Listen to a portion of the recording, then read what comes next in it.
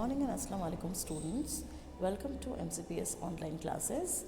Um, as you all know, we have started chapter 7 of class 8 NCERT book, and I have sent you 2-3 videos of this of this chapter. Sorry. Let's start part 3rd. We have completed part 1st and 2nd previously, and today I'm going to start part 3rd of this chapter. So let's begin the part. After lunchtime, Bipin Babu realized that he couldn't possibly carry on sitting at his desk and working. Lunch time के बाद में विपिन बाबू को ये एहसास हुआ कि वो अब जो है संभवतः काम जो है वो नहीं कर पाएंगे, अपने डेस्क पर बैठकर कंटिन्यू नहीं कर पाएंगे काम को। तो वो उठ जाते हैं, मतलब वो काम बहुत थक गए होते हैं, तो उनको एहसास होता है कि वो अब और ज़्यादा काम अपने डेस्क पर बैठकर कंटिन्यू नहीं कर सकते। This had never stopped in the 25 years he had been with the firm. ऐसा जो है पहले 25 सालों में नहीं हुआ है, जब से वो इस फर्म में काम कर रहे हैं, तब से ऐसा पिछले 25 सालों में नहीं हुआ है। He had a reputation for being a tireless cautious worker, but today his head was in a whirl।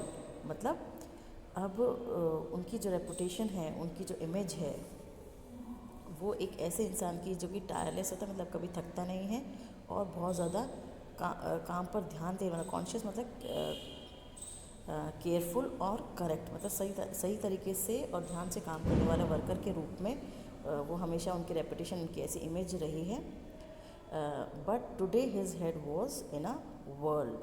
लेकिन आज जो है उनका सिर कैसा है, आज वो बहुत ज़्यादा थके हों, उनका थक भी गए हैं, क्योंकि वो बहुत ज़्यादा कंफ्यूज हैं। आज बहुत ज़्यादा कन्फ्यूजन हो रही है। क्यों हो रही है कन्फ्यूजन? क्योंकि पिछले दिन जो उनके साथ घटना घटी है, उससे वो बहुत ज़्यादा कंफ्यूज हो रखे हैं और कुछ भी उनसे सोचा नहीं जा रहा है। He'd was in a world का मतलब यहाँ पे दिया हुआ confuse and unable to think clearly, कुछ भी साफ साफ सोचने की हालत में नहीं है। बैक होम एट 2:30, वो 2:30 बजे यानी कि 2:30 पर वो घर वापस आ जाते हैं।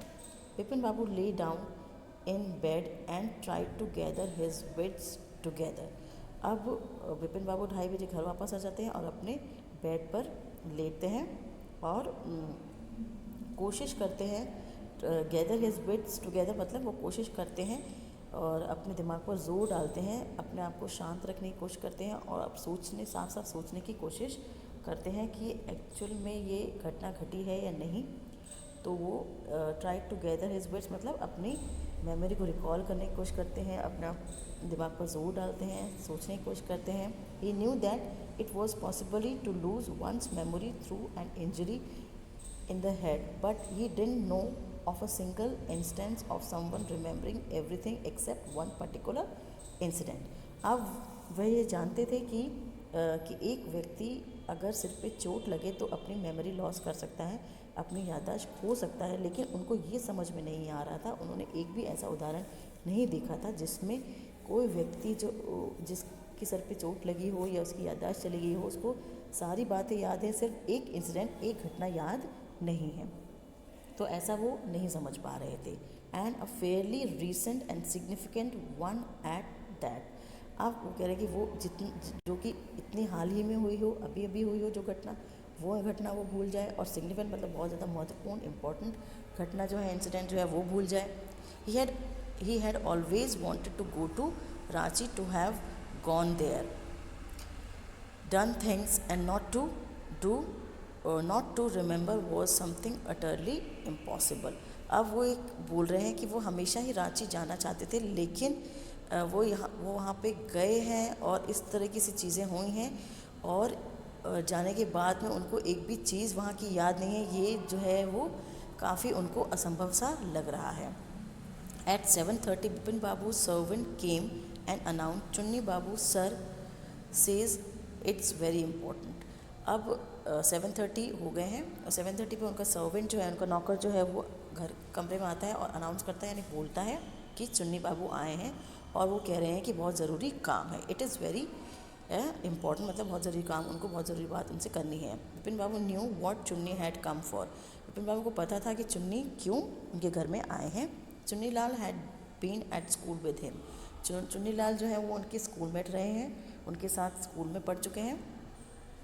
He had been having a rough time lately and had been coming to see him about a job. अभी पिछले दिनों उनके साथ में काफ़ी प्रॉब्लम्स रही हैं। हैविंग रफ टाइम मतलब बहुत ज़्यादा प्रॉब्लम्स फेस करना, पिछले दिनों ने बहुत ज़्यादा प्रॉब्लम्स फेस करी हैं।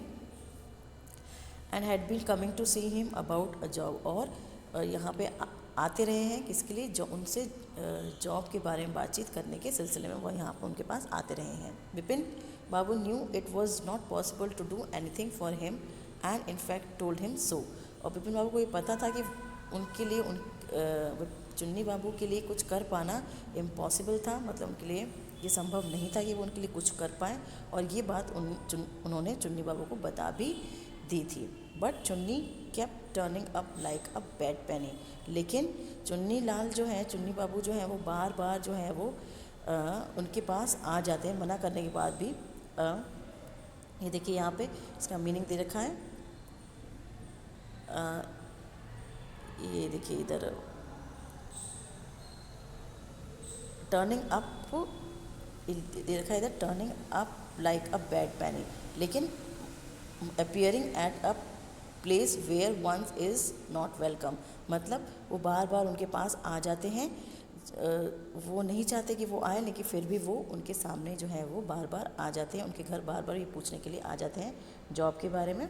तो इसका मतलब ये यहाँ पे दे रखा है, जिनका वेलकम नहीं किया जाए, जो चाहते हैं कि ना आए वो फिर भी आ जाते हैं, तो उनको हम कहते हैं turning up like a bad penny. Vipin babu sent word that not only was it not possible for him to see Chunni now but not in several weeks. अब विपिन बाबू जो है अपने नौकर के साथ में ये कहलवा देते हैं चुन्नी लाल को कि वो उनका अभी चुन्नी लाल से मिलना पॉसिबल नहीं है, और अभी ही नहीं बल्कि आने वाले काफ़ी हफ्तों में वो उनसे नहीं मिल पाएंगे। But as soon as the servant stepped out of the room, it struck Bipin Babu that Chunni might remember something about the 58 trip. There was no harm in asking him. जैसे ही नौकर जो है, as soon as का मतलब जैसे ही नौकर जो है वो कमरे से बाहर कदम रखता है, वैसे ही विपिन बाबू के दिमाग में आता है, उनके दिमाग में ये हिट करता है कि चुन्नी हो सकता है कि 58 के ट्रिप के बारे में कुछ जानता हो। There was no harm in asking him. और उनसे इस बारे में पूछ लेने में कोई बुराई नहीं है। Vipin babu hurried down the stairs and into the living room. ये सोचते ही फटाफट जो है फ़ौरन ही जल्दबाजी में मतलब विपिन बाबू जो है वो स्टेयर्स से नीचे उतरते हैं और लिविंग रूम में पहुंच जाते हैं। चुन्नी वॉज अबाउट टू लीव। चुन्नी जो है वहाँ से जाने ही वाले होते हैं, but seeing Vipin Babu appear he turn round hopefully. लेकिन जाने वाले होते हैं, लेकिन विपिन बाबू को देखकर वो जो है वापस घूम जाते हैं, बहुत ही आशापूर्ण तरीके से वो वापस उनकी तरफ घूम जाते हैं। Vipin babu didn't beat about the bush, मतलब विपिन बाबू जो है वो इधर उधर की बात किए बिना सीधे पॉइंट पे आते हैं, सीधा अपनी बात पूछते हैं। Didn't beat about the bush मतलब सीधे सीधे अपनी बात पूछ लेना, इधर उधर की बातें ना करना। Listen Chunni, I want to ask you something, बोला चुन्नी मेरी बात सुनिए, मैं आपसे कुछ पूछना चाहता हूँ। You have a good memory, तुम्हारी याददाश्त बहुत अच्छी है। And you have been seeing me off and on for a long time, और तुम मुझसे काफ़ी लंबे समय से मिलते रहे हो, आते जाते मेरे पास आते जाते रहे हो। ऑफ एंड ऑन मतलब मेरे पास आते जाते रहे हो, मतलब मिलते रहे हो, कभी मिले हो कभी नहीं मिले हो, मतलब इस दौरान मेरे से काफ़ी टच में रहे हो। Just throw your mind back and tell me, did I go to Ranchi in 58? अब पूछ रहे हैं कि तुम मुझसे मिलते रहे हो, तो फिर अपने दिमाग पर जोर डालो, अपने दिमाग को पीछे दौड़ाओ और ये बताओ मुझे कि क्या मैं 1958 में रांची गया था। Chunni said 58, it must have been 58 और it was 59।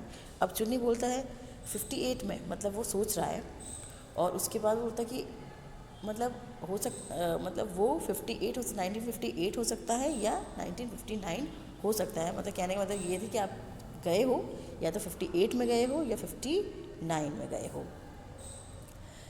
You are sure that I did go to Ranchi, क्या तुम्हें पक्के तौर पे याद है कि मैं रांची गया था? Chunni's look of amazement was not unmixed with worry. अब चुन्नी का जो लुक था, जो उनका चेहरे पे उस टाइम एक्सप्रेशन था, वो अमेजमेंट वाला था और साथ ही साथ उनके चेहरे पर एक चिंता भी थी। अमेजमेंट मतलब आश्चर्यपूर्ण उनका चेहरा लग रहा था और साथ में उनके चेहरे पे एक वरी भी थी, एक चिंता भी उनके चेहरे पे नज़र आ रही थी। Did you mean you have doubts about having gone at all? अब वो पूछ रहे कि तुम्हें क्या लगता है, तुम्हें कोई इस बारे में कोई शंका है, कोई डाउट है, कोई संदेह है इस बारे में कि तुम वहाँ पर गए थे, तुम रांची गए थे। So that's all for today's video, children.